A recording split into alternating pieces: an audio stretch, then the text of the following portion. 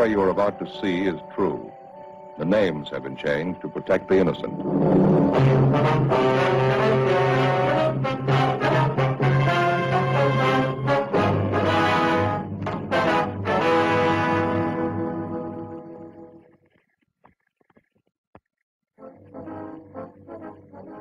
It was Tuesday, October 27th. We were working the day watch out of Homicide Division. My partner's Frank Smith. The boss is Captain Lorman. My name's Friday. An unidentified woman had been found murdered in a hotel room. The cause of death was strangulation. There was no lead to the identity of the killer. We had to find him.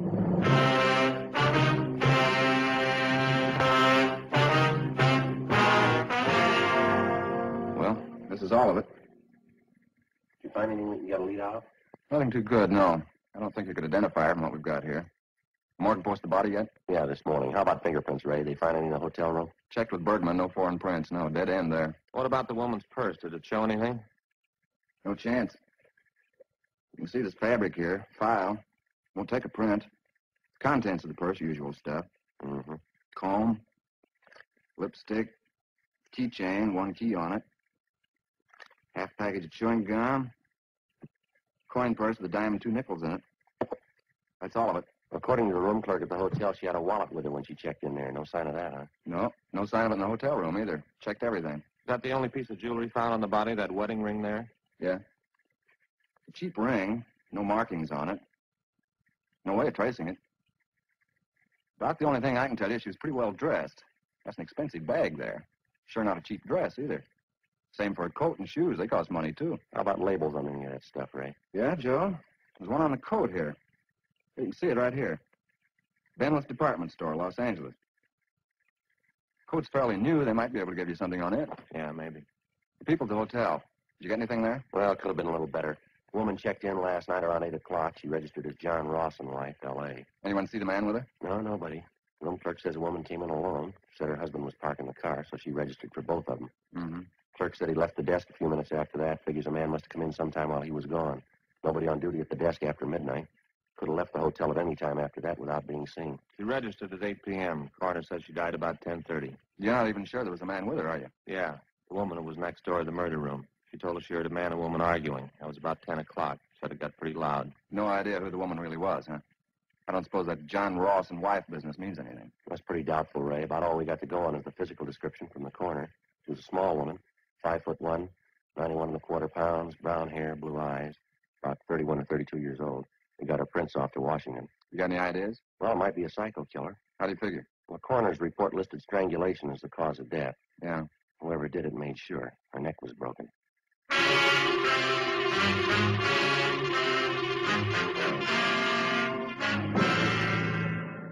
At approximately 6 o'clock that morning, in a second-floor room of a downtown hotel, the body of an unidentified woman was found murdered. Preliminary investigation failed to reveal the true identity of the victim or the killer. As far as physical evidence was concerned, there wasn't much to go on. The deep bruises on her neck and throat, along with the crushed vertebrae at the base of her skull, indicated a savage attack. 1:55 p.m. Through the label on the dead woman's coat, we traced the garment to the department store where it had been purchased, but they had no record on it. It was a cash purchase, and the salesgirl couldn't remember the customer. Investigation during the next 2 days failed to turn up any leads. We showed a morgue picture of the victim to bartenders, waitresses, parking lot attendants in the vicinity of the hotel. They couldn't identify her. We rechecked tenants and employees at the hotel. It got us nothing.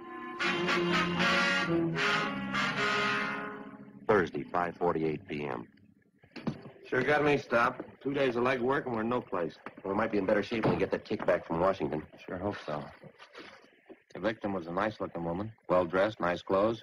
How come she'd stay in a cheap hotel in a neighborhood like that? Doesn't jive for my money. Well, it's hard to say. Excuse me. Yes, sir. Can we help you? Well, I don't know. I guess that just depends. I'm waiting to see a couple of detectives here. Well, who'd you want to see? A couple of detectives. Who are they? Well, this is pretty confidential, you know. I have to talk to them myself. They told me to see Friday and Smith. Frank Friday, Joe Smith. Detectives, they're handling the case. Well, yes, sir. I'm Joe Friday. This is my partner, Frank Smith. What can we do for you? Well, Fred, they say that you're working on that murder case, that woman who was found in the hotel? Yes, sir, that's right. Mm-hmm. Could I see your badges? Yes, sir. Here. That looks authentic. There's my ID card. May I? Yeah. Nice likeness. Type O. Good blood.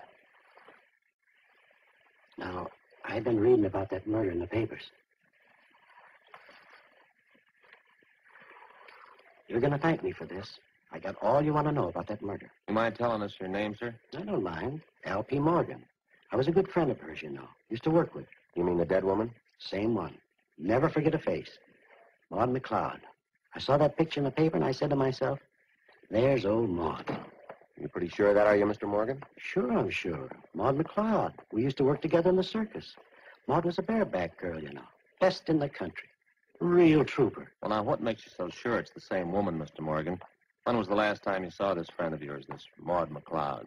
Well, I used to see her all the time. Worked the old cells floater together. I got a picture of her. Do you mind if we take a look at it? Well, that's why I came down here. I want to help out. She's got to be identified. See, I got it here somewhere. Oh, sure is. Carson City.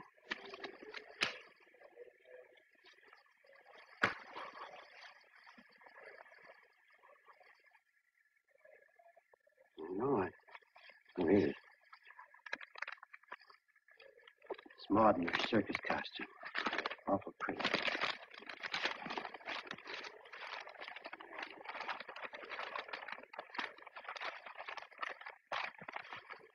Take a look at that.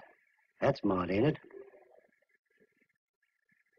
Well, I don't know, sir. This is a drawing. There doesn't seem to be much resemblance there. Is that right? I'm afraid you've made a mistake, Mr. Morgan. Thanks for your cooperation, anyway. Appreciate you coming in. I was sure it was Maud. I get it. Homicide Friday. Oh, yeah, Ed. Uh-huh. Is that right? What'd it say? Uh-huh. Okay, fine.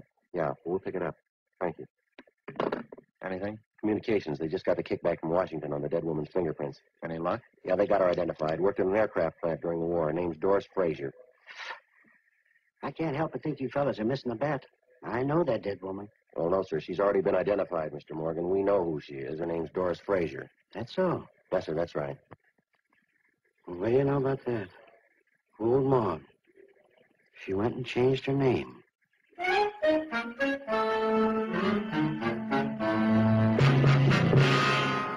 Thursday, 6:35 p.m. Frank and I went down the hall to communications and got a copy of the kickback from Washington.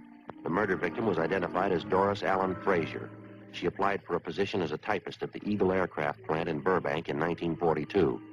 Next morning, we checked the personnel office at the plant, and we found that Doris Frazier had been employed as a typist from 1942 to 1944. In going over her application, we found her last known address listed as 7346 Oakdale Avenue.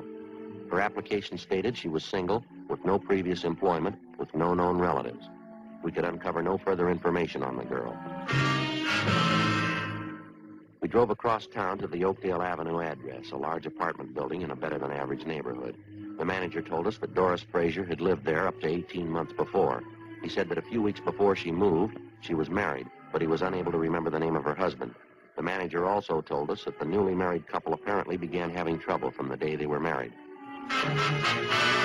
We checked the next forwarding address, a boarding house for women in the southwest end of the city. Frank and I interviewed the woman in charge, a Mrs. Frances Watson. We talked to her in the dining room of the boarding house, where she was polishing a set of silver.